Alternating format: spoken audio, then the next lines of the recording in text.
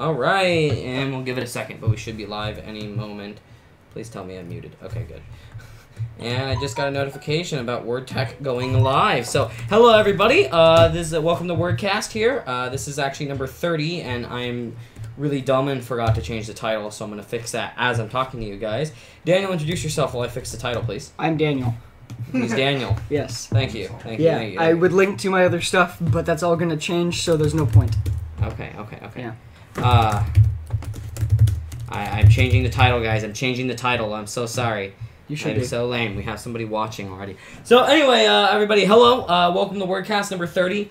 We got a little bit more Intel news for you guys, as well as some Vega price hikes and a whole bunch of other random stuff.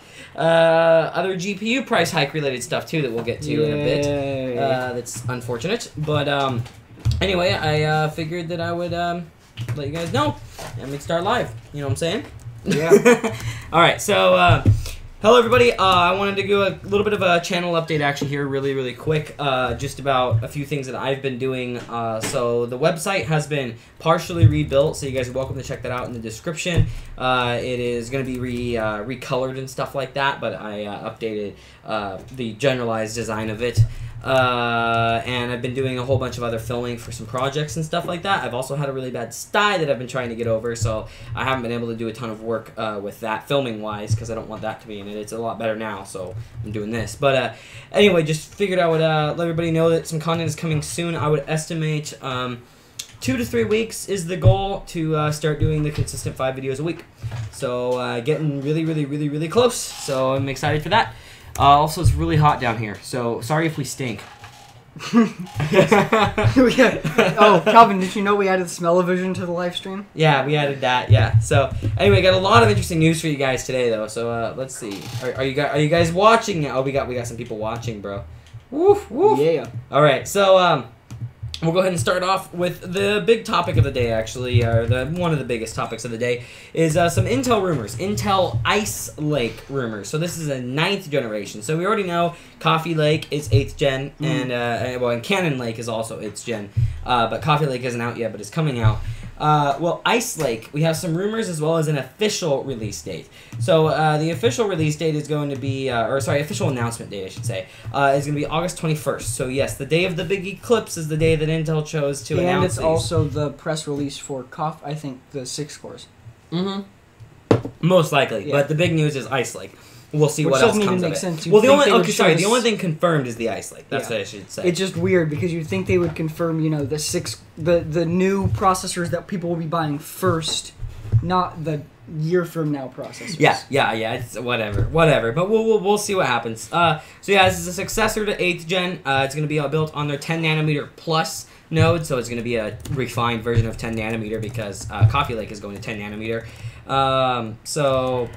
I think it's exciting. I think it's cool, but I also don't think that it's going to be that big of a deal. I mean, finally Intel dropped to 10 nanometer. So Coffee Lake is 14, Cannon Lake is 10. Sorry, Coffee Lake came before Cannon Lake. Yeah. Anyway, successor to Cannon Lake. We're dealing with 3 different there's so many now. I don't even know anymore. We're dealing with 3 different unannounced architectures, while Intel's currently dealing with a lineup of 2 different... Yes. 3 different architectures. You see, my thing too that actually frustrates me a little bit is I always liked the TikTok when they had names that were similar. It made it really easy to know what was a refresh, what was a die shrink. Yeah. Right. What was an architecture change, I should say, and what was a die shrink, right? And it was really easy to understand that because the names, Broadwell, Haswell, or Sandy Bridge, Ivy Bridge, for example, were going to a die shrink. But now that we're having so many similar name products in a single area, we're having 3 now on the 14 nanometer. And it's a little bit frustrating because we have Lake, and it gets mixed up at that point because they're designed to be similar names because it's how they were when it was TikTok. It made sense. Now it's just similar names. It still makes sense, now but it's confusing. Talk, TikTok, tick. Yeah. Correct. It's nothing. They released that new one that's a 3-step process, but I don't think they're gonna. Yeah, they already burned through it. Yeah, they already burned through PAL. Isn't Coffee Lake the 4th 14 nanometer? Is it? I'm pretty sure. Yeah, I think you're right. I think Broadwell was 14 nanometer, and then we had Cabby Lake and Coffee Lake. No, I think it's 3, but still. So I guess they technically haven't broke it because they're going to 10 nanometer. We'll see how their 10 nanometer chips do. That'll be interesting. Yeah, I'm not sure. It's all around just. Felipe says sty. Right, correct. And, you know, it wasn't actually a sty. It's AIDS in my eyeball, but you know, what am I gonna do? I gotta tell some people it's sty so they don't get worried. Yeah. No. Oh man. So yeah, 14 nanometer had Kaby Lake, Coffee Lake, and Broadwell, and Airmont, but that wasn't a consumer. Okay, right. Okay, so yeah, so they're technically still sticking with PAL. By that Kind logic, of. they are. They also had Goldmont. So they're sticking had with PAL four- in the consumer area. Yeah. I should say, yeah. Which is, I mean, still though, I think PAL's going to be gone on 10 nanometer. Mm-hmm. They're probably going to have 4 10 nanometers. It was Broadwell 14, Skylake 14, Kaby Lake 14, Coffee Lake 14. Oh, you're right. It's 4. It's So they 4. did break PAL. Yeah, 'cause I forgot soon Skylake. I wasn't. Again, so we have Skylake, Kaby Lake, Coffee Lake, Cannon Lake. So 4 lakes. I was wrong, not 3. Yes. So that's why it's so confusing. Yeah. 4 lakes. And then Ice Lake. we have 5 lakes now, guys. Yeah. And I don't understand. Intel wants Okay, so the Great they Lakes. finally so it's been refresh. So okay, so we got refresh, refresh, because we had Broadwell, then we had Skylake, which was technically, even though it was an architecture change, but they did not do any die shrinking. Okay, that's normal. So then we had Skylake, so Kaby Lake's a refresh of that, Coffee Lake's a refresh of that. Then we have Cannon Lake, which is a die shrink, and now we're gonna have Ice Lake, which is a refinement of that die shrink. Yes. So what that tells me, if they stick with this kind of pattern, we're going to have some other kind of lake and potentially another kind of lake on the 10 nanometer, because we're going to it's 10 nanometer. There's already indication Tiger Lake. Right. And the thing about that is now is when they normally would do an architecture change. Yeah. Now we're on 10 nanometer. Now we do an architecture change. Now that's not going to happen, and I'm hoping that we don't get Tiger Lake, because that would be really annoying. It's supposed to serve as a semi-talk of Intel's TikTok strategy. It's expected in 2019. This makes me sad. It makes me want to cry. Yeah. This is all utterly ridiculous. It's really sad because I want to see what Intel's doing, and Intel has focused so heavily on efficiency and stuff that they haven't been doing a good job at doing what consumers actually want, and that's maybe good for the long run in some ways, but the short run matters too at some point. Intel, you know, and I do like them focusing on efficiency. You know, they still have better IPC and better efficiency than Ryzen. Yeah. Now, their efficiency, though, is a big problem for them because they focus so much on efficiency of one architecture. Well, no, it's not one architecture. It's a specific wattage. Yes. That's the problem. Yeah. And, in fact, that was being talked about on a couple other outlets that I listened to today about they're focusing on a specific wattage target for their architectures, and so when you start to push above that wattage, it just skyrockets. It becomes unstable because the architecture isn't built to handle above that. Whereas if you look at the Zen architecture that AMD has been building, they have been purpose building it to do a good job at higher TDPs, and so that's allowing them to get better efficiency when you're talking running 4 gigahertz, which is near their maximum. When you're talking running 180 watts, you're not seeing as much scaling when it comes to overclocking. You don't overclock by half a gigahertz and see a doubling in fucking power consumption, and that's what Intel's starting to see, which is a little bit concerning in my view. So. Yeah. Yeah, the whole system is just... It's just Intel has been focused so heavily on one thing that they are neglecting some of the areas that matter more. And they've been neglecting servers to an extent, and just basically pulling as much money that they can from servers. They've been neglecting high-end consumer stuff, and when I say high-end, I'm talking like Z270 and up. That's considered high-end, to most consumers. And they've been neglecting that. All they've been focused on are budget desktops and laptops. And laptops, primarily laptops.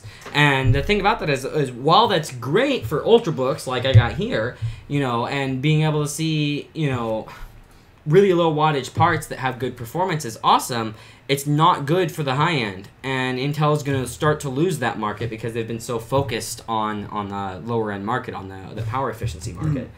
But oh well, I guess that's their mistake. I'm happy to see Intel making a bunch of mistakes just in time for AMD to pull ahead. or not ahead, but catch up, I should say. I like to see really solid competition, and I want AMD to not just have a chance for the next 6 months or year, but to have a chance for the next 4 years to really compete with Intel, right? Yeah. And so I don't like to see either side majorly winning, and so Intel making all these stupid mistakes is perfect timing for AMD to gain back enough market share to continue to be competitive in the future. So it's really, really smart in my eyes. Yeah. So anyway, that's Ice Lake stuff. Not a whole bunch of stuff. Not a huge deal. But just be looking for 10 nanometer plus. I almost wonder if the 10 nanometer stuff is how long it's actually gonna take for that to come out, because just because they can make it doesn't mean that they can mass produce it yet. And that's, I don't know.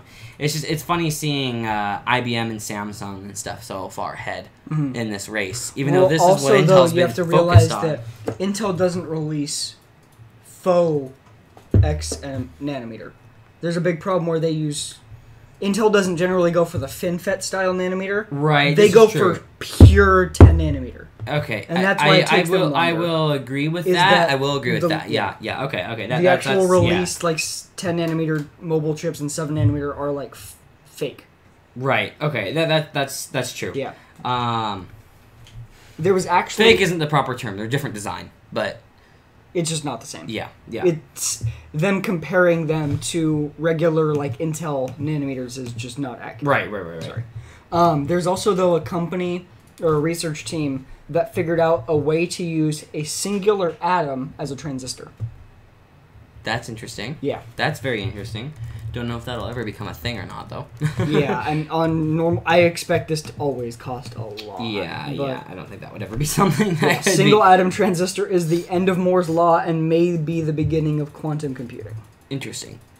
And this is from Purdue University, but it's a long and complicated There's always been paper. Stuff like that out though that is like rumored, like this is gonna be like no, sorry, not rumored. Yeah. There's always been like discoveries, like graphene was gonna be the new major thing to replace silicon. It was gonna change computing forever. Nothing came of it. And it's like impossible to manufacture. Exactly. So it's just like these kind of revelations come out all the time, but they don't matter. I focus on what is actually coming out, and I focus on rumors of products that are coming out. Like with battery tech, there's always this new revolutionary battery tech, and you'll be able to charge in 5 minutes, and it'll last you a month. Yeah, and in fact, there's actually a new promising one in that they figured out how to actually charge it quickly, and it actually lasts, and apparently isn't difficult to manufacture. So we'll see. But we'll see. I'm just not, I didn't even want to add I don't it even get my hopes like, up. Yeah, who knows right. with batteries. So some other wonderful news. So this is some GPU news here. Yay. VRAM prices are starting to spike. So unfortunately, the whole NAND shortage that's been going around that has been price hiking SSDs and RAM and other things like that is going to start affecting VRAM. This is confirmed. It is a 30% price hike on GDDR5 and GDDR5X.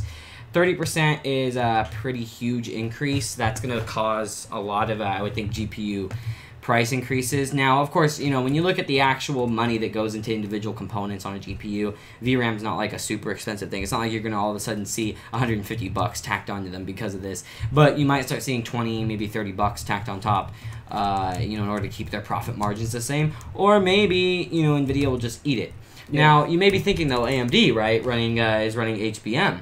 Right, and so does this affect them? Well, SK Hynix also is the manufacturer for HBM, as far as I understand, and so this will be affecting them as well. It might. Probably. I would imagine, because they are still based on the same fundamentals. Yeah. Now, if it doesn't, then I expect we see an acceleration from NVIDIA on implementation. Because if they're already paying a higher cost, that's a good point. Why not add the better stuff, and then you can make correct. up that Because cost HBM is better. There's no arguments there. Even NVIDIA has talked about that. So I would like to see that. Yeah. I would like to see that. Maybe this is the good time. Maybe this is the time for HBM to prevail. Maybe this is going to help AMD. Yeah. So the other thing is though, and why I'm like thinking, even if this is not affecting HBM, that I don't think we're going to see it from NVIDIA, is NVIDIA's recently, like earlier this week, confirmed that Volta is not coming out this year because they don't need to release it this year. They're selling as much Volta as they can manufacture to the high end. That's the thing. They gotta wait until until the efficiency of producing it is in a better position. So that's definitely, I think it's going to be a little while before we start to see Volta, and we're gonna get they've got to get better yields, Yeah. because I'm sure they have a lot of waste right now where it's like, X silicon wafer, and we get X amount of dies out of it, and it's like, 10% of the wafer instead of 60% of the wafer or whatever, right? So I would imagine that's just a matter of time. Is it's not even that they don't need to, it's that it's probably just not a good financial decision for them right now. But remember, NVIDIA and AMD are friends now. Did you hear about that? That was great. Their PC division, or their CPU division, and NVIDIA's graphics cards. Yeah, NVIDIA talks about how great of a pair that Ryzen is, that Threadripper is, and it's nice to have AMD back. So, which is really good, actually, because the thing is, like, when you look at it, like, there has been competition in the GPU market. AMD may have been, down to, like, 20% at times, and I think they're up to, like, mid-30s, but it's still solid competition right there. And so, in that case, it's not like NVIDIA is, like... $200-$300 price range. That was exactly, that was where they were really winning, well. and they still have been doing good other than all of the mining pulling everything away. But, NVIDIA, by doing this, it sounds almost cocky, like... It sounds like them saying, "Hey, we're a monopoly, so yeah, your stuff sucks and we know it, so we're just gonna say we're buddies now." But it's not that, because there is competition in that area between the two, and now it's really cool seeing them, kind of being nice to each other. I appreciate that, because I think NVIDIA and a lot of companies are pissed at Intel right now too. It's not just us consumers and nerds. A lot of companies are, especially motherboard manufacturers and the like, but even other stuff. They're just angry at Intel for the mistakes that they're making, for the complications that they're causing, for the overpriced stuff, for the obvious scramble because they didn't realize how good Ryzen was going to be. So all that's funny. Come on, people. We need more people to join in. We usually have like 5 people at least that consistently watch our podcast. Twitch is showing 2. How much is on YouTube? 2 on YouTube, which assumes 1 because you're watching. So I'm not watching on YouTube. Oh, you're not? So we have 2 on YouTube. Okay, hi guys, hi. It's just we usually have a couple people that are really loyal that ask questions, but I'm not getting anybody asking questions. Felipe, ask more questions. Yeah, Felipe. All right, we don't want to get to the tech news so fast that we just done. Come on, guys. Yeah. Talk about Vega. I'm gonna get a soda. Wow. Hey, it's right next to me. It's okay. I know, but wow.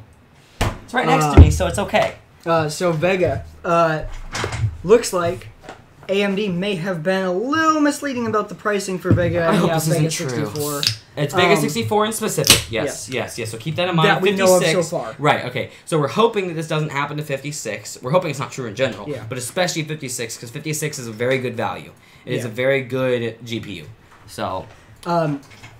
So essentially, what this is that, from all that we can tell from the different reports, Vega 64 was subsidized by AMD for the first 24 hours or an X amount of cards to specific retailers.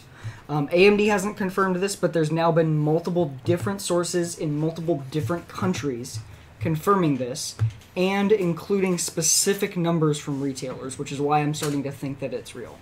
Yeah, and it wouldn't surprise me. It's just unfortunate. Yeah. And maybe part of what it was, too, is maybe AMD didn't realize how expensive it'd be, or maybe they made a mistake on their part. And what I mean by that is maybe they didn't realize... But they should have immediately notified reviewers? They should have, correct. But maybe... I'm just speculating. There could be a legit reason. Over 24 other than, hours fuck after you guys, the rumors came around. Uh-huh. And it was like top of AMD subreddit. There's no way an AMD employee doesn't check the subreddit daily. Oh, no. I mean, even Raja is on the subreddit all the time. Yeah. So there's no way that AMD employees don't know that this is spreading, and they still haven't confirmed yes or no. Okay. So that's why, for me, it's a little bit unfortunate potentially. But what we're looking at, we do have a question actually.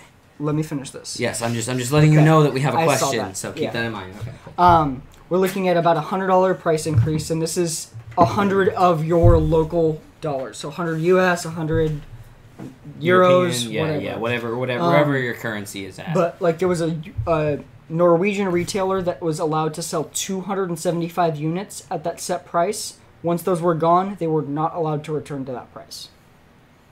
That's unfortunate. And now the only options are the increased price option with the bundle. And it looks like once the bundle is gone. Wasn't the $100 increase? So you mean it's the same price as the bundle now, correct? So essentially, they don't have the card on its own right now. Okay. And from everything I've seen, it looks like once the bundles are done, it's just like be a special 600. time. So that's a little misleading by AMD then. Yeah. I mean, especially since they told reviewers, "Here's the MSRP." Yeah. And then they told retailers, and you can't tell retailers the day of, "Oh, you can only sell this many for this price." That's a little that stuff has to be planned out. Okay, because I like this happened with the LG or not the T-Mobile G1. I had talked to a Walmart employee about this, asking if it was going to go on sale. Walmart had a specific contract in advance with T-Mobile that they couldn't adjust the price. That's why that phone never went on sale. Like these types of things, though, those types of contracts are something that they deal with as they're agreeing to sell the device in the first place. Right, correct. So AMD would have had to, if this is true, this would have to be a purposeful thing. They would have had to have known. But they still told reviewers that MSRP was the lower cost. Right, okay. We'll wait for more information. I'm hoping that there's something to this. I'm hoping that it either isn't true or that there's a reason behind it, like it's geolocation based for some reason, like how much they can ship, out to places. I don't know.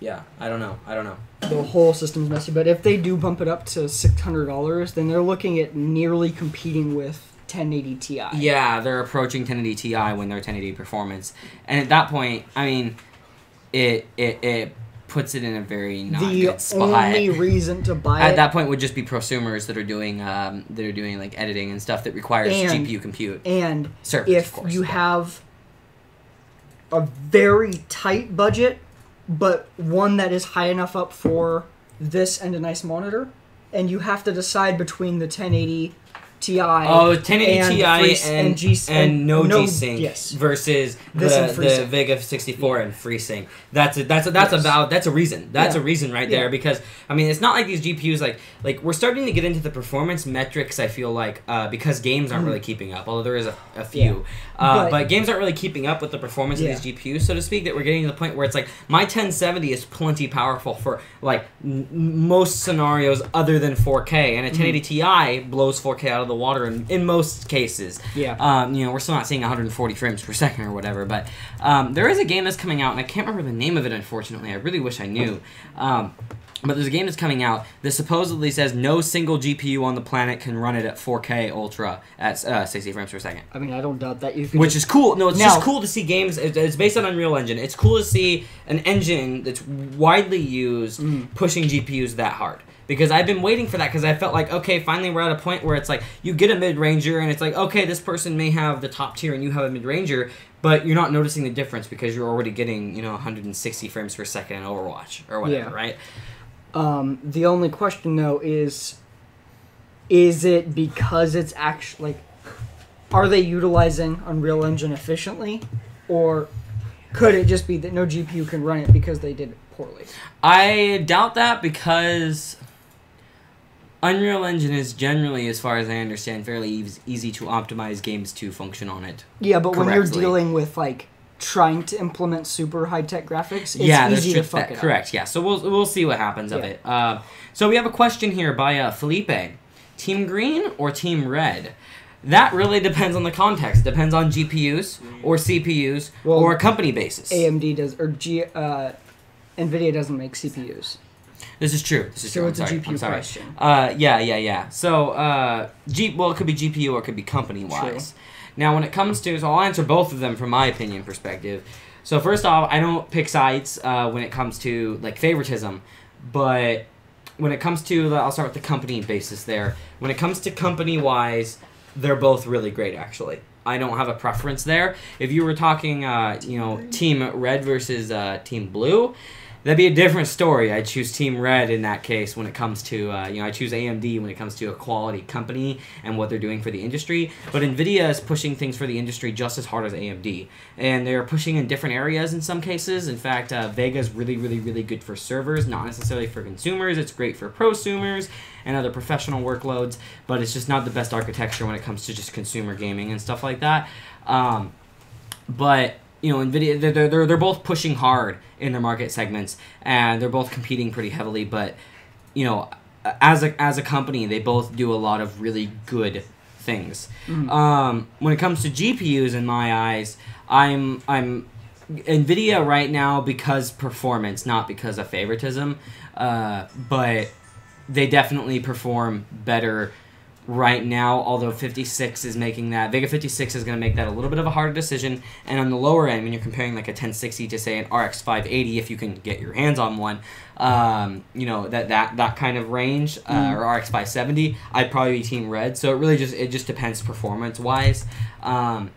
I think they're both pushing hard when it comes to the future of computing on GPUs too. So a lot of times I would base what I would choose when it comes to who I think is pushing for what the future is going to be. So if we were talking a year and a half ago or 2 years ago, before we knew anything about NVIDIA implementing HBM, I would say AMD is trying to push for the future more. But right now, you know, NVIDIA has already admitted HBM is the future. And NVIDIA planned for HBM years ago. That's what I'm saying. Well, if we were wasn't talking HBM a couple years ago. specifically, but NVIDIA said way back when they first showed their like 5-10 year lineup that the technology behind HBM was going to be involved. That was always. I know. No, I'm saying though. My point is before we knew any of that. Yeah.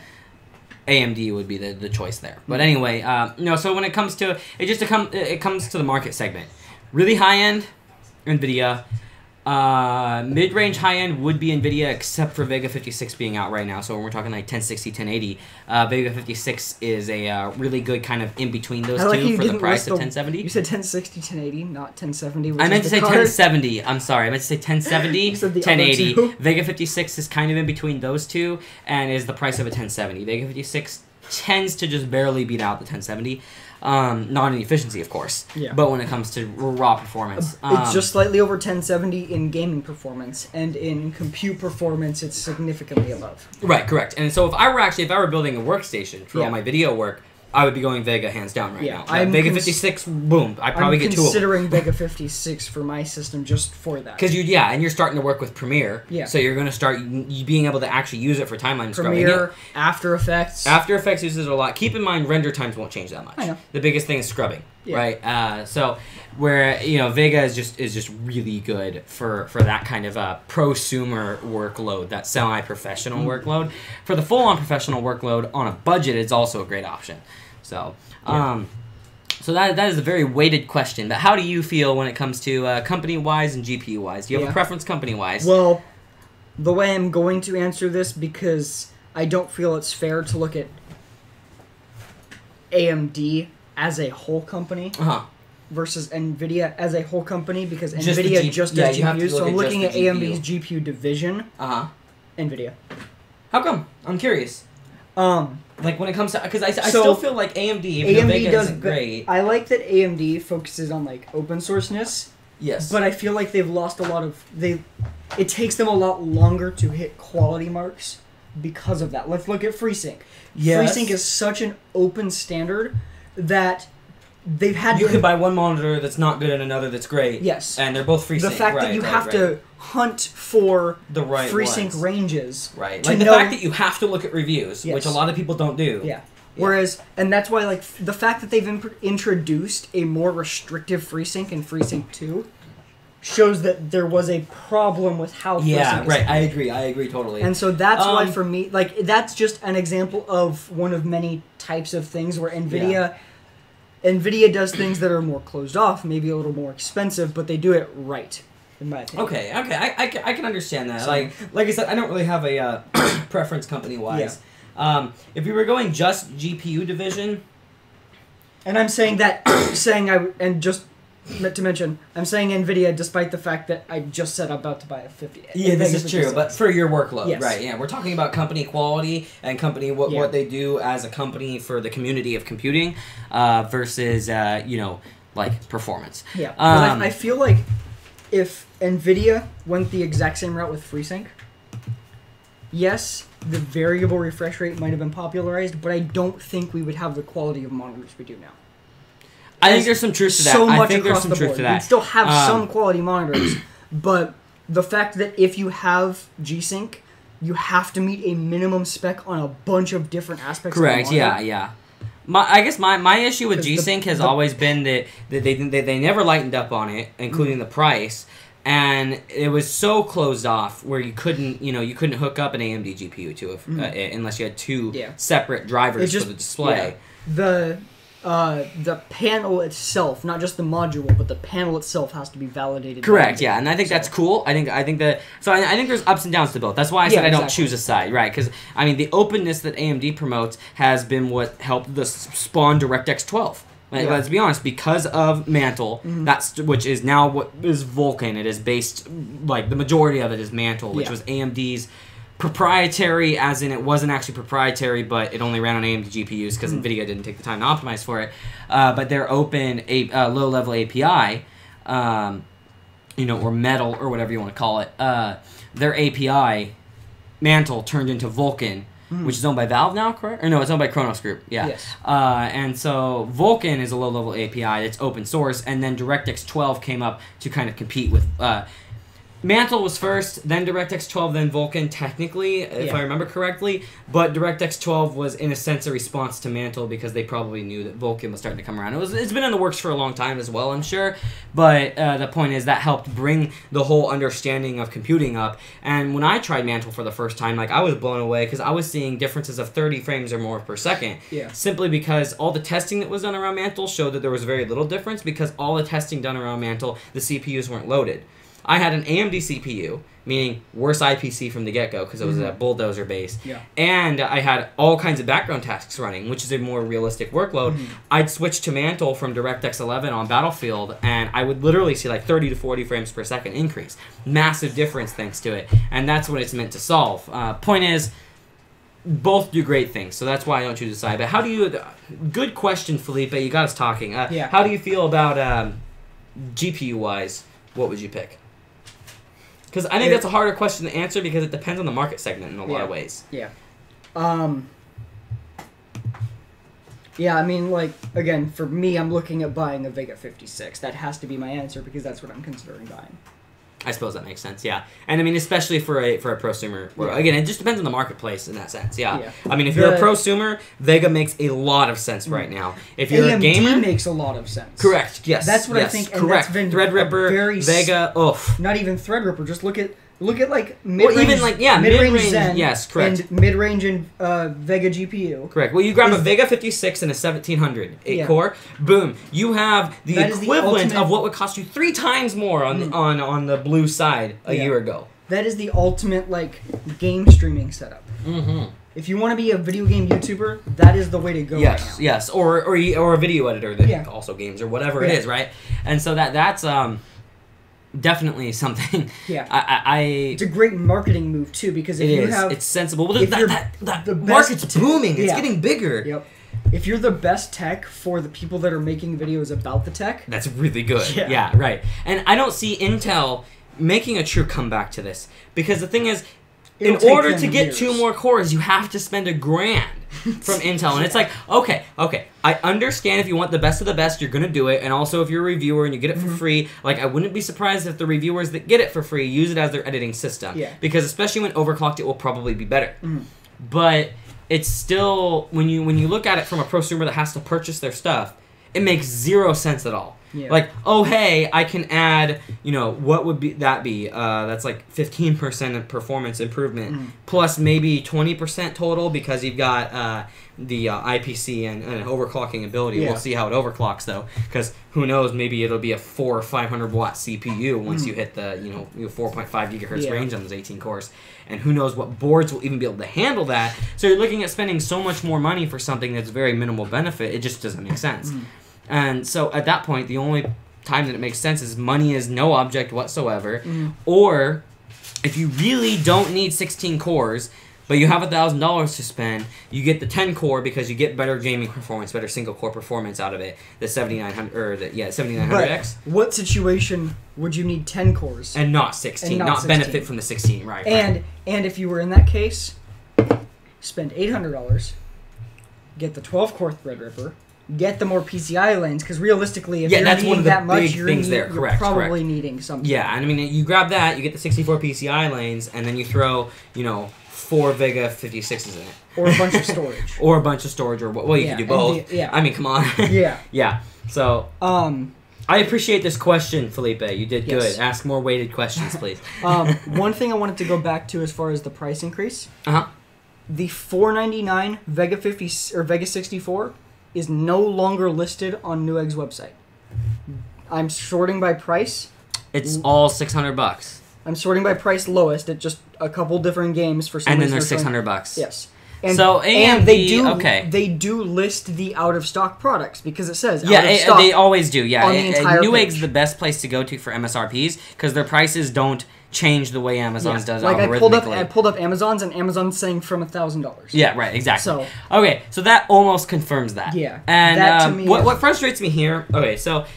I'm sure there's two sides to the story, so to speak. Yeah. And I'm sure that whatever happened was, I really hope not on purpose. It may have been a miscommunication. It may have been really bad marketing reps or something like that. And again, like, they should have notified the reviewers. But still, you get my point. Yeah. Is that they didn't for whatever reason or whatever. Or maybe they have, but they just haven't talked about it yet. Who knows? If it was in some kind of contract with the company, which is the only way you could force a company to change it and also agree to the terms of getting the rebate. They knew. Then they knew in advance. And so at that point, the only excuse could be some kind of marketing F-up. Yeah.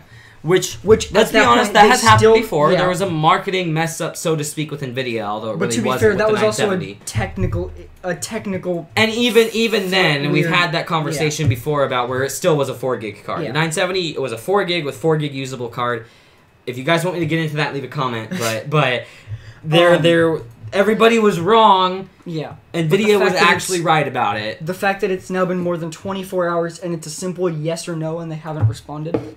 Yeah, it's a little frustrating. Yeah. I wonder, but at that point, that leads me to believe it might be a marketing fuck up, and they're trying to figure out how do we explain to people, no, oops, right? Like, yes, this was on purpose, but oops, that's not what we meant to tell you, or something like that. If it was some major marketing mistake, and I don't just mean with slides, I mean contacting reviewers, like major marketing mistake, where a marketing manager wasn't told. They can easily step in and say, there isn't a difference in price. We are looking into how this didn't get communicated correctly. CEO should just come out and say, we're working on it. Right. Well, I understand that, and Raja should be saying something about this, and he's not. So I'm a little bit concerned, but at the same time, I can't imagine that they would be like, oh, consumers will be okay with that. I'm sure it's got to be either they explained it wrong, or maybe something went wrong with marketing and in communication with the dealers, so to speak, but the retailers. Wasn't he at the event?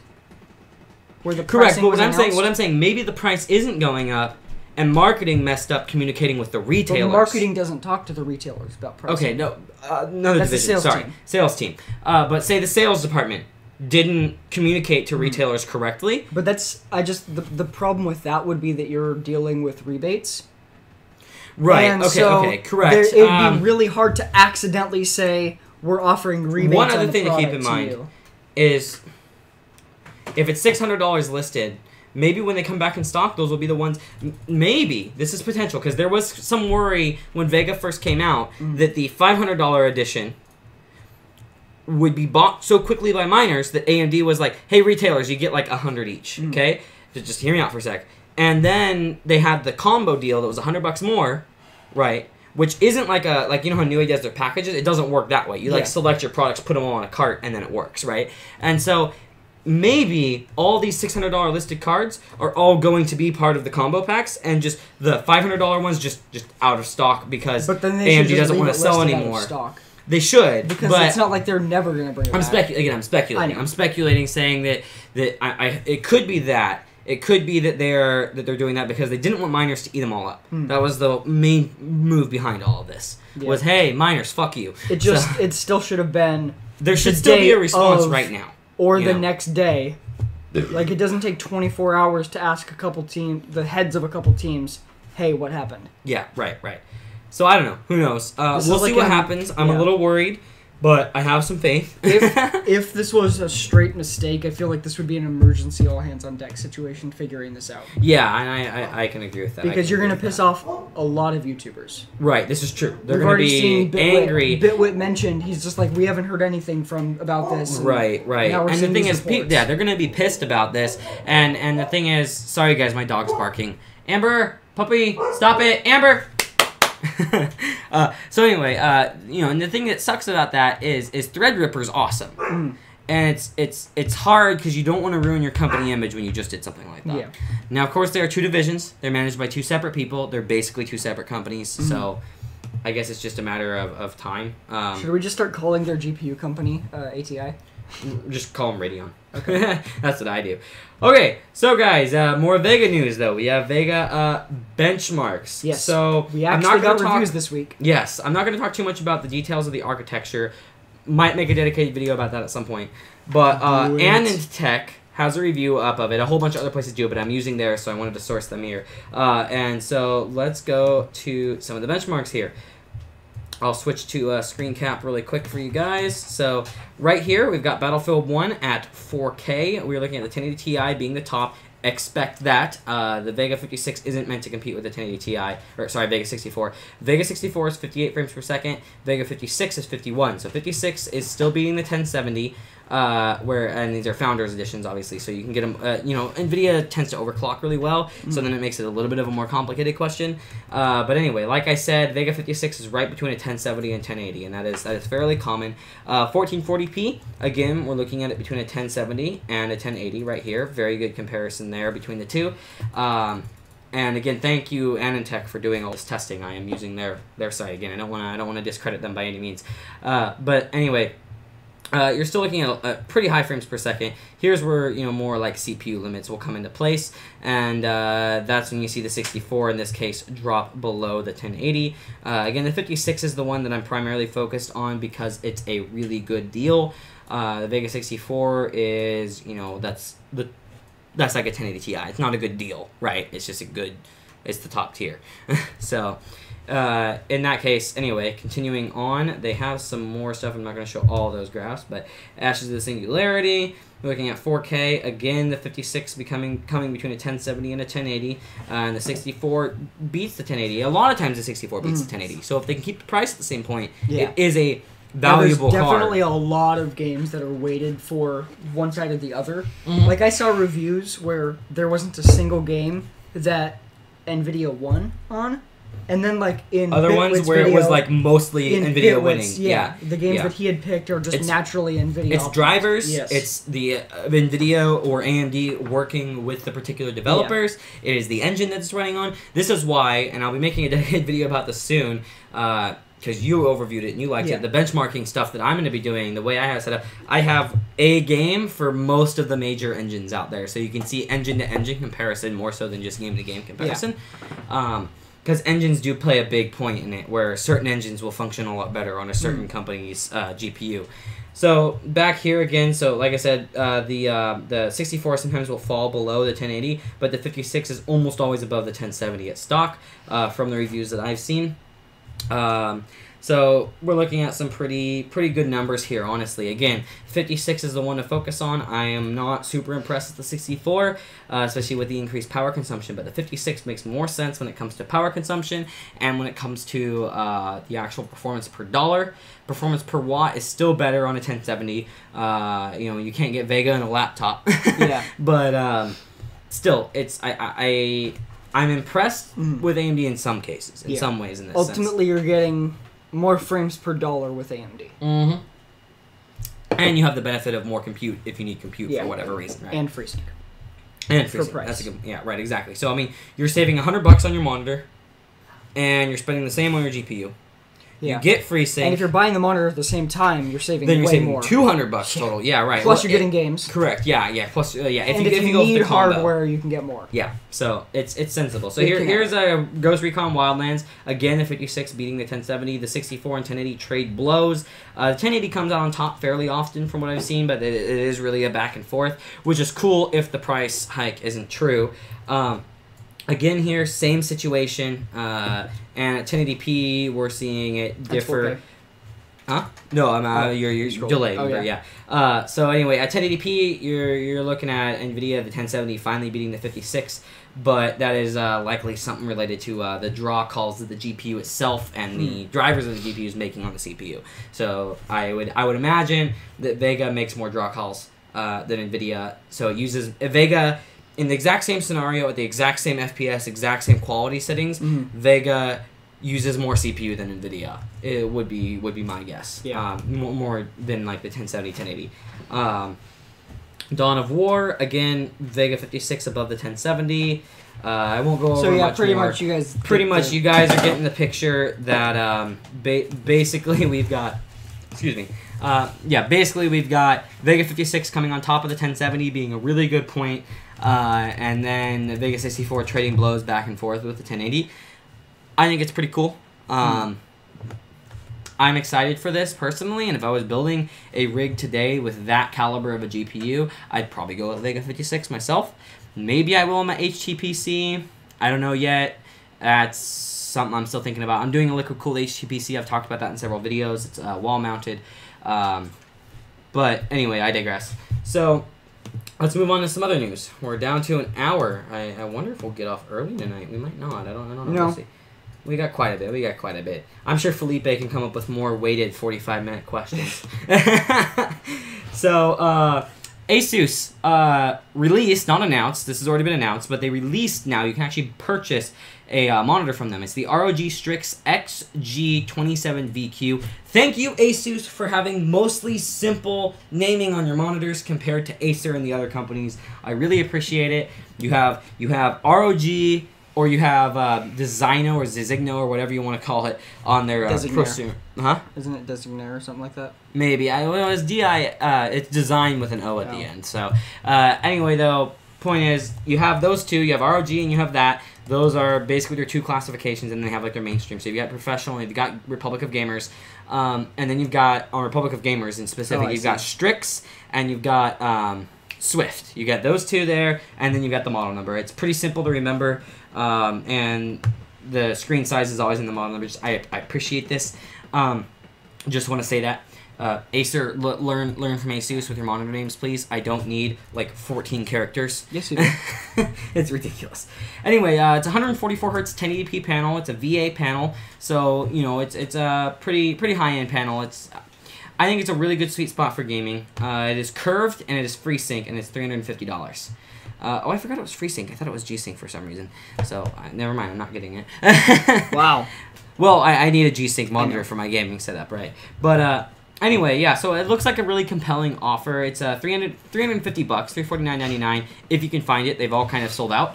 Oh, here's a great example of I'm gonna Acer. send it to you so you can pull it up on screen. Okay, cool. Yes, please do. Oh, whoops. It's on. Here, I gotta pull this up on screen for you guys. Here, let me switch to screen capture, redirecting. Look at these model numbers. How great is that? The Acer XR382CQK BMI-JQP-HUZX. Say that every time in a review, please. Every time in a review. Yeah. Do you remember what I said? Can you remember that off the top of your head? No. Acer. Oh, it's so frustrating. Keep going, it's Calvin. so frustrating. That's it? Yeah? So anyway, that's just something I wanted to mention. Thank you, Asus, for that. Anyway, it looks like a really good monitor. You know, $350, 144 hertz, 1080p, VA panel, so you're getting, you know, IPS level colors in most cases. It is curved slightly. Actually, let me check what the curve is on it. I didn't put that in the doc. What the curve spec is in specific. I know, I suck. I didn't put it in the doc. Whatever. And it's 27 inch. Like I said, the curve is I'm looking curved.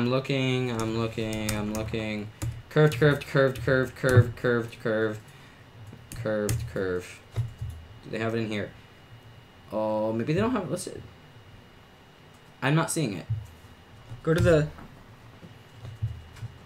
let's go to this link here. Trying to find if it's, you know, what the actual curvature of it. $1,800 curve. Okay, yeah. So So I mean, it's decently curved, but nothing crazy. It's not like too much for a non-ultra wide panel. So I think it's a compelling offer for anybody with an AMD GPU, and they're releasing it at just the right time with Vega coming out. So I just realized. Oh wait, I thought I was out of frame. Okay, never mind. Yeah, you're hidden. There you go. You got something in your eye. Yeah. Thank you, Justin, for letting me know I have something in my eye. I hate you. Something in your eye. Everybody's telling me I have something in my eye now. You know what? Yeah, I have a sty. Shut your mouth. At least What's it's the getting update better. on the Xbox One X? So it is. They're finishing certification. Pre-order should be up soon. Pre-order should be up soon. Wait for full reviews before you buy one, though. I mean, realistically. Realistically, you know what you're getting if you buy. No, an you know what Xbox you're One getting, X. but wait for full Reviews don't reviews in matter. case there's a rendering of death scenario. Those don't usually come out the day of. This is true, but I mean, don't buy, like, yeah, it's kind of I would wait until a whole bunch of them sell, and you can maybe get them on a little bit of a sale. That's just me. I mean, it's not that big of an improvement over the Xbox One, in my opinion, like the Xbox One S. Like, sure, you're getting some performance, and you're getting 4K support, but it's like, the human eye can't see that, Daniel. You mean I can't see 4K? Exactly. Okay. Then why do they make 4K PC monitors? Well, our eyes are better than human eyes. You realize that we're nerds. This is why we're nerds. Oh, That's the yes. definition of nerd is better eyesight. Okay. Yes. That's why most of them wear glasses. Yeah. That's how it works. Yeah. Okay, so anyway, Hops Tech says we're very professional. I appreciate that. That's pretty obvious with our high-quality shirts that, have nothing to do with the podcast. Star Wars and our Gangnam fake Style. plants, our wonderful fake plants. Hey, we're And- tech YouTubers, man. Fuck you. And me saying things like that. Yeah, tech YouTubers have to have fake plants. That's right. See, I can touch it, and I'm not hurting nature, guys. How great is that? Yeah. So anyway, thank you, Hops Tech. So that's it for the Asus ROG Strix XG27VQ. Wow, I said the entire name, and it was still shorter than saying Acer's model number. Much shorter. It was shorter than Wow. the first half of their model. It was. Okay, so a little bit of news about the Galaxy Note 8 here. This is a rumor. This is technically from WCCF Tech, so who knows how true it is. But it is rumored to have a deep sea blue color variant, so it'll be a little bit of a different shade of blue compared to like what you can get with the S8. You can get the S8 in blue, right? Or is it just silver and black? I don't know. Oh. Anyway, point is, new color. Yay. I mean, cool, I guess. Samsung's trying to differentiate it as much as possible because it is an S8 with a slightly bigger screen, a stylus, and 2 cameras. So Yeah, I mean, if you look at the teaser for the event, that's what it indicates. It's just bigger, stylus. Yeah. And it's unfortunate because the Note has become more and more in that case. Mhm. And there are logistic reasons for that. There are Samsung neglecting power users reasons for that, as well as it It's just becoming... them, it's Qualcomm. It's Qualcomm. It's also just the fact that, I mean, phones are so good at this point, it's hard to differentiate. How do we how do we make this that much better? Yeah, I was reading an so- article talking about how, at this point, most devices perform about the same. Yes, correct. Most software You is can't getting tell the difference in is most getting cases. closer to stock Android, just visual The differences. biggest thing that we need, I still think, is better RAM management in Android, please. Well, Android Auto.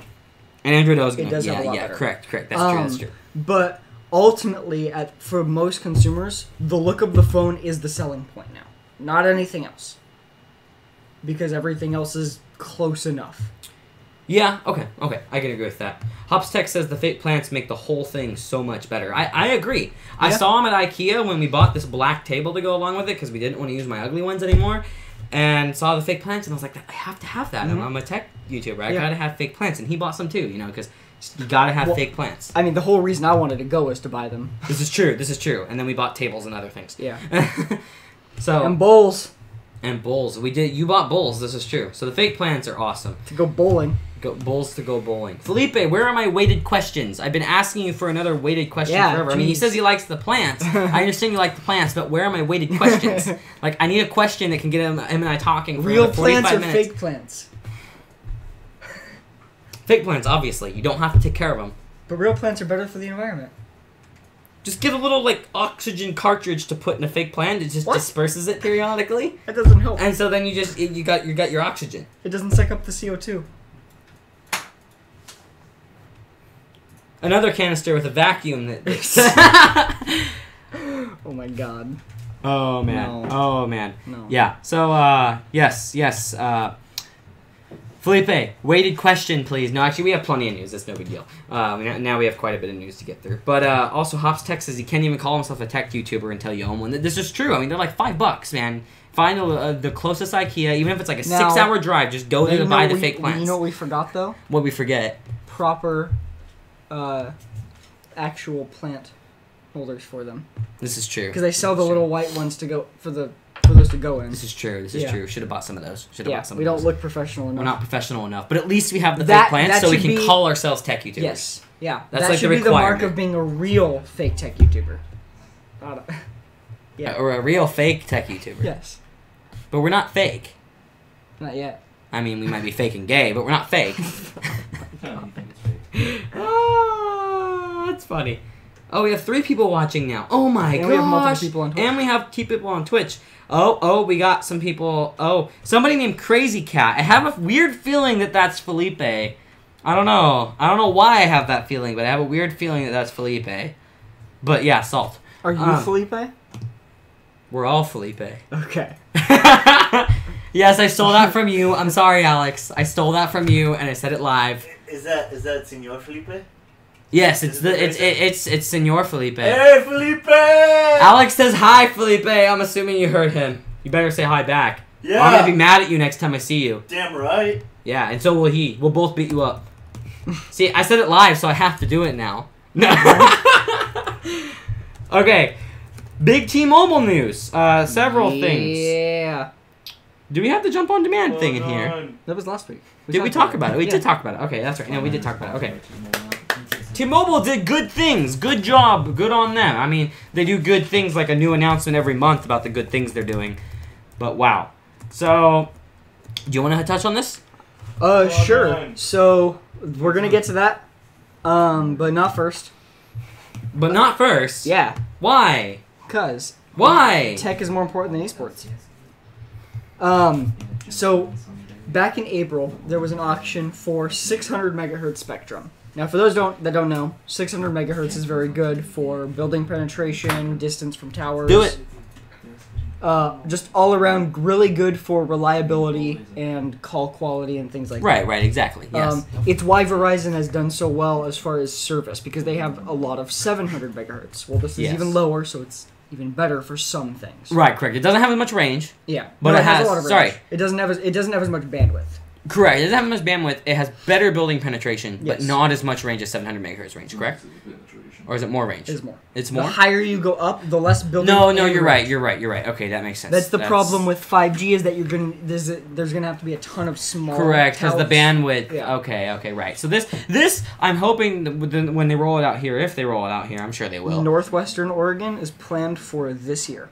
I hope in my area because in my lunchroom at work, it sucks. Yeah. And I work in a high rise, so I always have terrible service. But yeah, so in April of this year, the auction was completed. T-Mobile got a ton of 600 megahertz spectrum. Let me interrupt you. We do have another question. We'll get to it after this topic. I just don't want us to forget. So okay. They got enough to cover. I'm pretty sure to cover every inch of the continental United States. Correct. Yes, that is correct. So, when this first happened, Verizon countered with, it's going to take them forever to implement and to launch. Yes, that was their excuse. And today, 4 months. They did a test working 600 megahertz in Cheyenne, Wyoming. Now, there's no phones that use it, but that's because we haven't hit the end of the year phone cycle. Right, correct. Likely from there's just no radios in the phones that support it. Correct. So we just got to get new radios. Yeah, exactly. Yeah. So it's just a matter of new phones. Yes. From best we can tell from the video that T-Mobile did the call on, it looks like it might be a Pixel or a Pixel 2. Because the dialer, while the screen was covered, the dialer did have the general layout very specifically of stock Android. Yeah, correct. You could barely see it. It was and then if you blurred look out at the way through that a the top cover. bezel was handled, it didn't look like it was like the Essential phone or the rumored iPhone 8. Or yeah, the only thing I could think of other than the Pixel 2, which is unlikely, is maybe a Note 8. Yeah. That's the only other possibility I see in my eyes, unless it's one of T-Mobile's new special phones that's coming out. Yeah. But I think we've already seen pictures of most of those, so never mind. Yeah, and that if it is the Pixel 2, that could mean The Pixel 2 will be T-Mobile the first in stores. in stores through Jump, and the first phone to support the 600 megahertz Yes. band, Which- which looks really good. I for will Google. buy that immediately. And the thing is, they need the nerds on board, Yes. right? And so the nerds start buying this, Mhm. and other companies will compete by using the 600 megahertz band as Yeah. well. Not that they wouldn't either way, but it's just it kind of gets the information Mhm. out there because all the nerds want the Pixel. Yeah. And if they have it through, Jump on Demand, I'm getting it. Yeah. Period. And then for the markets that are announced for launch later this year, Wyoming, Northwestern Oregon, This year, West 2017. Texas, yes, Southwest Kansas, Oklahoma Panhandle, Western North Dakota, Maine, Coastal North Carolina, Central Pennsylvania, Central Virginia, and Eastern Washington. It's a lot of places. Yeah. It's a lot of places to roll it out by the end of the year. T-Mobile already over the last year and a half has doubled their LTE network coverage. Yeah. So they push for this kind of stuff. And the thing is, it's because they're not sitting on their money. Look what a company can do, and look how a company can compete when they dump their money back into the service. Yeah. Thank you, T-Mobile. Thank you, Tesla. Thank you, AMD. Those kind of companies. Jeez. Meanwhile, Apple, Meanwhile, Apple sits on their 250 trillion cash on hand. not trillion. Sorry, billion. Why did I Yes. say that? Sorry. Hey, Close to a they trillion. did set aside $1 billion for original content. Because now Apple's competing with Netflix, I guess. I don't. Yeah, they have a lot of money. Is the point? They Yeah. sit on it, and companies that do that, it's a little frustrating. Yeah. Yeah. Yeah. Whereas Amazon is just like, yeah, we'll buy Whole Foods, and Netflix is like, yeah, we'll go 20 billion in debt, Yeah. no problem. Netflix is, or Amazon, sorry. Amazon killed off bookstores and then opened bookstores. Yeah. Right. And Okay. So we now have a they're- couple of comments to address before we move on Oh. to the rest of the T-Mobile stuff. So Fine first then. off, I'm sorry, okay, but we have a Hops Tech saying T-Mobile's OP. Yes, this is true. T-Mobile is awesome. They're amazing. the They make me continent happy. of the, I meant continental United States. Yes, not the continent of the United States. That's good. I mean, like look, that. I we mean, could just be our own continent. or we could just take over the rest of. Never mind. We don't want. Okay, We don't and then want we have a that. question from Felipe. Should he stay with an ITX build, or should he change to something bigger? I so happen to know most of the things about this build. Oh, he says lol, Alex, by the way.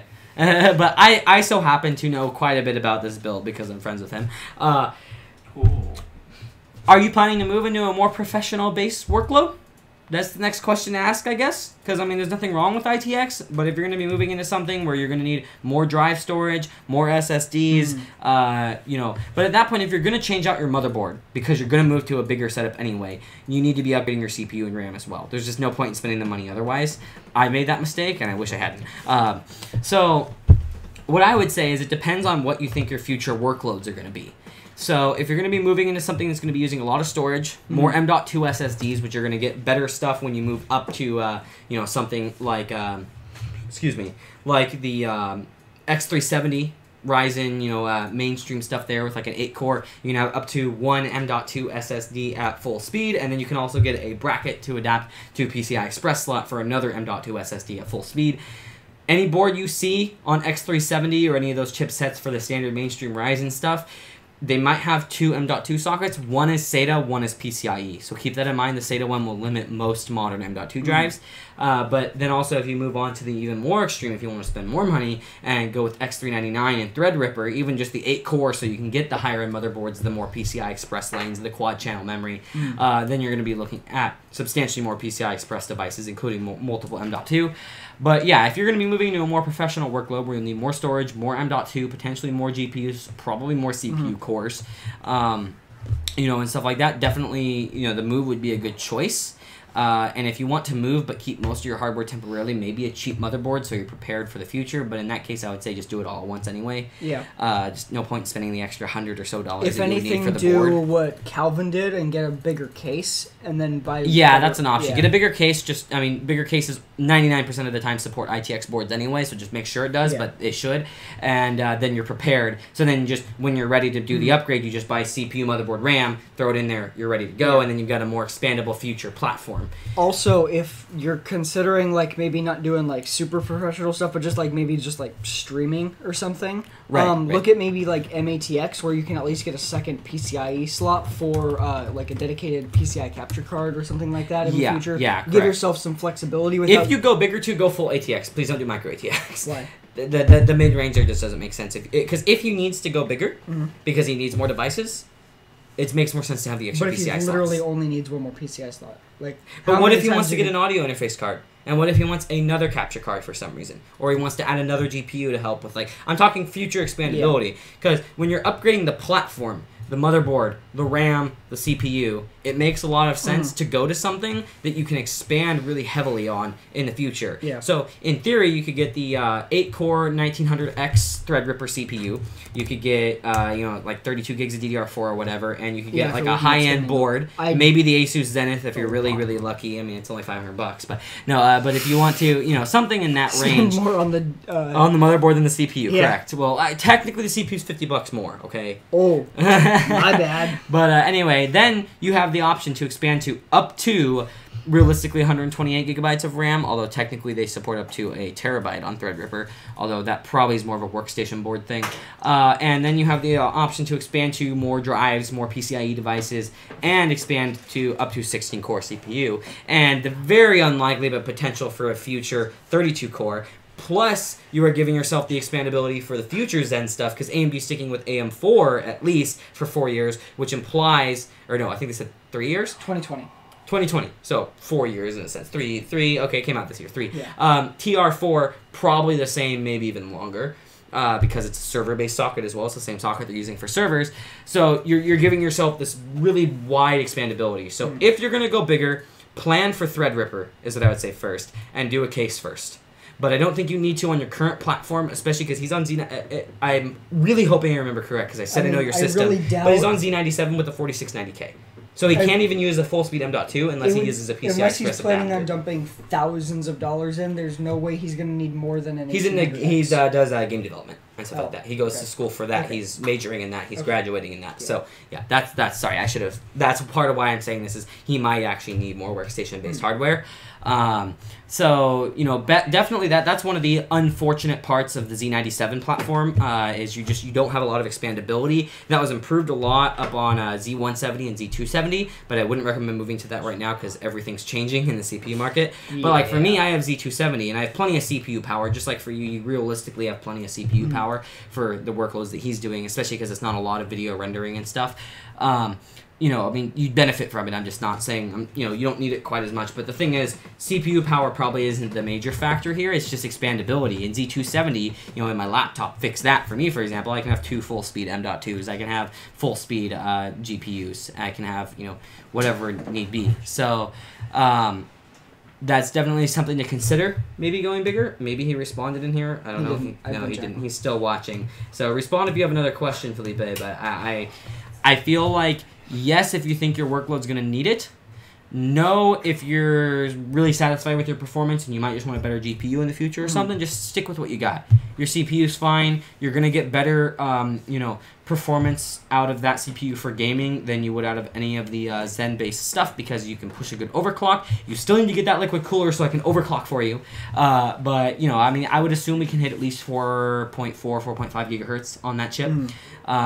So in that case, you're going to be getting really good single-thread performance for gaming. If anything, for now, if you don't need the extra expandability right now, just get the CPU cooler and overclock. That'll give you your performance bump for now. Yeah. And then wait another year or two, because by next year, we might have AMD chips with Thunderbolt. Correct, yes, and potentially up to 32 cores. Yeah. Which if he really gets into it professionally, that would be beneficial. Yeah. And Intel will have a response to all this on their Extreme stuff next year, I'm sure. Which, side note, I wanted to actually mention, if AMD decides to actually go truly adopt Thunderbolt, who's to say they don't just throw Thunderbolt built in to their GPUs? That would be amazing. A Thunderbolt output on their GPUs, because it's PCI, so it could already handle the data transfer. Yeah. And it could do display output. So you literally just have one cable going from your computer to your monitor for everything. and then your monitor could be where you plug in. I like the idea behind that. The It'd only be thing this- I could see is a potential restriction in PCIe bandwidth depending on how much the GPU itself Yeah. needs. But in theory, that'd be doable. And it would because give us you would give us a benefit to newer PCI standards. correct, and you get a PCI Express X4 link when Yeah. you use Thunderbolt 3. So then in that case, I guess as long as you're using a 16x slot, you've Yeah. still got So for your first, if you're only using one GPU, this would all right, work. you've still got 12 PCIe bandwidth. Although in that case, yeah, so you still got so you can That's totally, more than and then the monitor, Yeah. or a hub if your monitor doesn't support it, just has all the USB ports and stuff that you would need for your mouse and keyboard. Yeah. And so you just have one cable. I do like that idea because sleekness. I love cables for the matter that they really help with latency. That's never something that we'll probably be able to fix. They do help with bandwidth depending on how high end you're going, but they're really hard to cable manage. Spoiler, I have a cable management project video coming up in probably 2 or 3 weeks. Yeah. Big one this time, done right. Better than my other ones. Anyway. But back to Felipe says he really needs to get a cooler. Yes. You do. Please go get the SwiftTech that you've always wanted. I know you talked about going to the EK stuff. They're all-in-ones, but I would still say go with the SwiftTech. no, I'm talking about looks NZXT better. so you can have the LED. Well, he's going with an expandable loop. The SwiftTech and the EK Yeah, ones are I know. expandable. I know. I'm just yeah. saying LEDs. Right. Unless you want to be a real baller, and I'll help you with this, buy one of the EK kits. Not their pre-assembled ones, but they're actual kits. They're just a water cooling kit, and I can help you assemble that if that's something you're wanting to do. Maybe even do a video on it. Because If you that'd be do really that fun. and you decide you want to expand it, make sure you either very carefully research it or go through him so you don't buy parts the with aluminum different stuff. metal. Yeah, you don't want. So I think I told you that already, but you don't want to mix aluminum and copper, or you'll ruin everything. They can corrode each other and they can cause leakage. So it's a big deal. Copper, I believe, eats away at the the aluminum eats away at the copper, if I remember correctly, which can eat through your blocks and stuff. So it's really bad. So definitely, yeah. But if you're wanting to do a custom loop, you can buy the EK kits. I can help you put that together. If you let me, we can do it in a video as well. But that'd be something that would be probably really fun, and you get to do a more custom look that you'd like. We can get some dyes so you can do the exact color you want rather than the mixture that SwiftTech coolers come with. So that'd be my recommendation if you're wanting to be a real baller. Otherwise, I think the SwiftTech ones look better than the EK ones myself, if you're not doing custom. So just my thoughts there. I had the SwiftTech one, and I really enjoyed it, if you remember correctly. I had it for a week, but I had it. Checking out. So anyway, yeah, that's kind of you should get it. You should get a for now. I think you should get a cooler. Maybe consider a bigger case if you want to go a little bit more crazy with the water cooling, and be prepared to upgrade to something later down the road. Go with a case that you know you'll stick with a while. Supports full ATX, quite a bit of drives because the workload that you're going to be doing could use a substantial amount of storage, and good radiator cooling, good radiator mounts in case you end up going with like Threadripper or something. Get a new case, do the liquid cooling, get a good like 4.5. I'm hoping we can hit like 4.7 on your chip, gigahertz overclock. Good to go for temporarily. Then when you're ready, upgrade your CPU, motherboard, RAM, and then you have the future expandability for whatever you want. I also want to mention anybody that watches this stream, whether you're watching after the fact or you're watching during, we love to answer your questions, especially during, but even if you leave a comment after the fact, I will try to get to a question, even if it's a question like, hey, should I do this with my system? I love answering questions like that. That is something that I find really entertaining. But definitely ask all the questions, even about your own personal builds and stuff like that, in the comment section here. We'd love to answer them. That's just something that I think we find enjoyment out of. So, anyway, back to some of the news while we wait for Felipe to potentially respond. I was More just T-Mobile kind of stuff? stalling to see if Calvin wanted to talk about it. Hey, Calvin, do you want to come over here and talk about esports news? I mean, it's not much besides T-Mobile sponsoring 2 teams. We can talk about it then. Okay, I mean, that's literally all they T-Mobile sponsored TSM and Cloud9. Next T-Mobile story. sponsored teams, They're- esports teams, which is cool. They're being proactive again. They're spending their money. I mean, the only issue is that it's 2 of the biggest teams in the entire vicinity of esports. So I mean, it's like It's a little bit of a monopoly on advertisement. Yeah, I mean, T-Mobile's essentially just sponsoring esports at this point. Yeah, they're so huge. I mean, they do a lot of esports sponsorships. Like, I remember back in the day, they used to do some, just like one here and there, like Coca-Cola used to do. Mhm. But it's just kind of slowed down since then. It's so, better than, what was it, Hot Pockets that was sponsoring stuff for a while? Yeah, for like Ugh. a day, and then they're like, yeah, this But sucks. Hot Pockets are delicious. Okay. Whoa, whoa, whoa! The whole room just went silent. What is wrong with people? I don't understand. Hot Pockets are amazing. Hot Pockets are amazing. For TSM, somebody commented on Reddit saying, "I can see the shirts now already. T-solo mid." Oh my gosh! Yeah. I love it. I love it. I'll I take love one. it. I'll take I love one. it. Or Very two. much. Very much. Oh boy. Yo, Ethan, you want to do me a favor? Why would I do you a favor? Grab my soda. Come grab your own. You're out of frame. Come grab your own drink. Yeah, but you would be like, Ah. what you doing over here? Professional with our fake plants and our interruptions. I'll put that plant on its side. Hey, no you won't.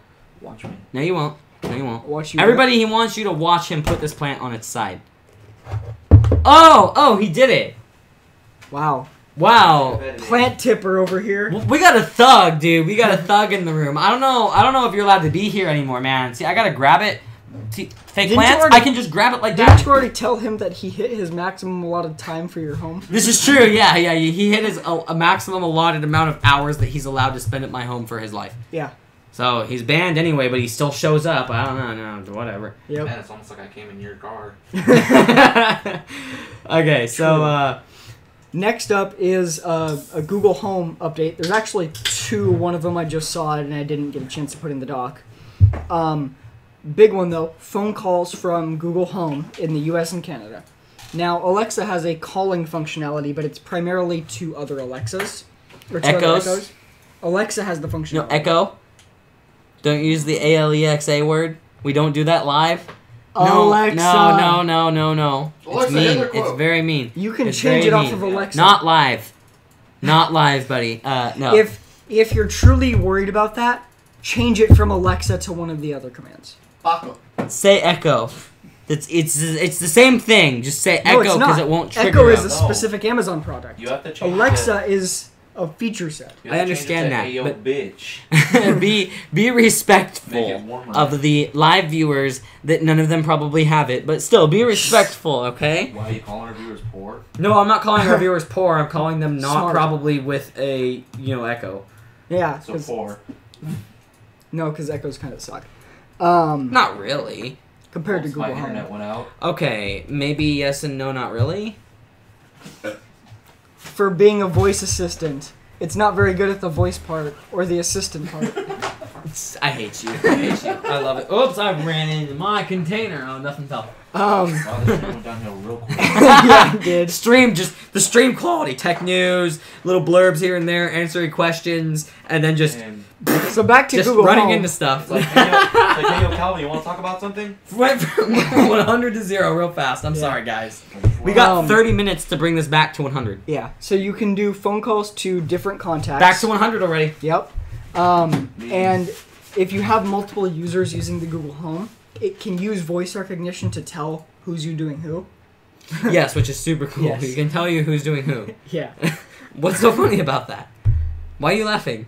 It can tell you who's doing who. It's not that complicated. Okay. Randy's doing Aaron. Anyway.